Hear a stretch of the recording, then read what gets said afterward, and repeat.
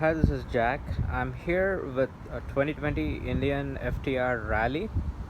I took it out for rent for a day. I took it out yesterday at 3:30, and I'm here back at Indian Motorcycle San Diego to return the vehicle. And this is my short walk around review of it.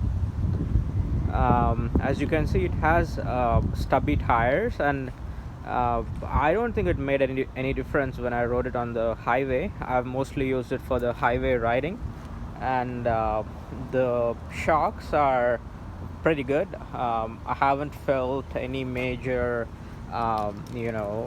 shocks, or I haven't felt any major pain in my spine when I've been riding it continuously. So far, I think I've ridden the bike more than 230 miles today. I mean, between yesterday and today, in the past 24 hours, I meant.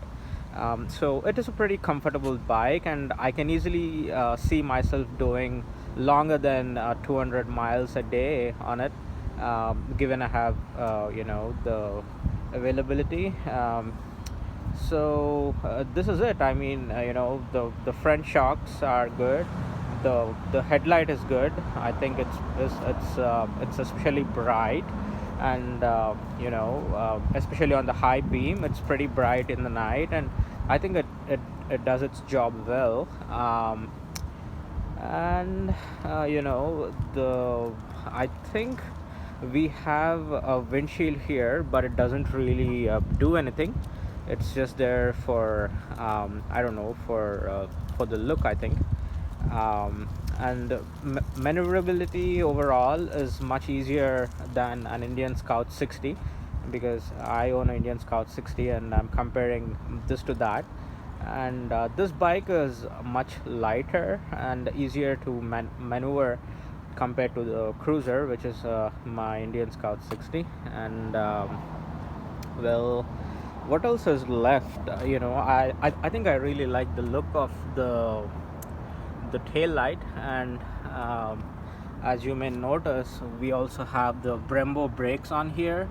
They are very effective, but I think the front brake is much more effective at stopping the bike than the rear is. So I mostly use the front the most time, and I'm about 5 feet 6 inches tall, and it felt normal to drive for me around town. Only on continuous stretches of start and stop lights did I feel the stress of handling such a tall bike. The seat here is pretty comfortable, I would say. It's a very comfortable seat. As you can see, it's got a lot of flex to it, and it supports you very well, even though it's pretty narrow here. And the riding position overall is really comfortable. Forgive the aircraft that's flying right above me. Overall, I think I love the looks of this bike, especially the exhaust notes and the exhaust sound and the way it looks. There is only a single shock here. I'm not sure if it's adjustable. And I would say the right foot is pretty comfortably perched, and you don't feel a major you don't feel like you're struggling with your right foot at all. It does get hard though. If you can see here, your foot goes on right here, and it can get pretty warm when you're sitting at the traffic stoplights. And that is one gripe I have. And the other thing which I got scared about was today morning, when I turned the bike on as a cold start, the check engine light came on, and that was a little scary. But I think that is what is expected for these bikes, so I let it idle for about 3 to 5 minutes before I actually started riding, and after that it went away. So I think that is something which is expected with this model or the vehicle. And the other issue I found with this bike was, if you have lengthy jeans like I do, it does get stuck on here due to this peg here. I don't know what the purpose of that is.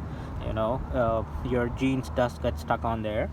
and overall I think it's a pretty comfortable bike, suited for long distance riding. I see myself on this bike down the years, not right now, maybe. I think as a daily rider also this is a very comfortable bike, but overall the experience which I had with it, I would be comfortable with this bike at around maybe 10 to 11 grand, not more than that. So the current price right now of the door seems to be around 16 to 17,000 dollars, which is a little over expensive according to me. I think I would prefer to see the price on this go down a little bit more, maybe buy a used model for sure. But the cruise control was a little bit difficult to engage, but it works fine once it is engaged. And overall I'm pretty pleased with this bike. I would definitely recommend this to someone who is who's someone who likes the upright riding position, because surprising surprisingly, compared to cruisers which have more of a crouched position, or this upright riding position where the gears are right beneath your foot, is actually much more comfortable in the highway riding than it is on the cruiser where you have the feet forward controls. So overall I think I really like this bike, and it makes me want to go on riding again and again.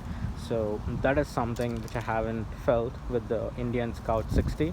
So this is my review of the Indian FTR Rally 2020.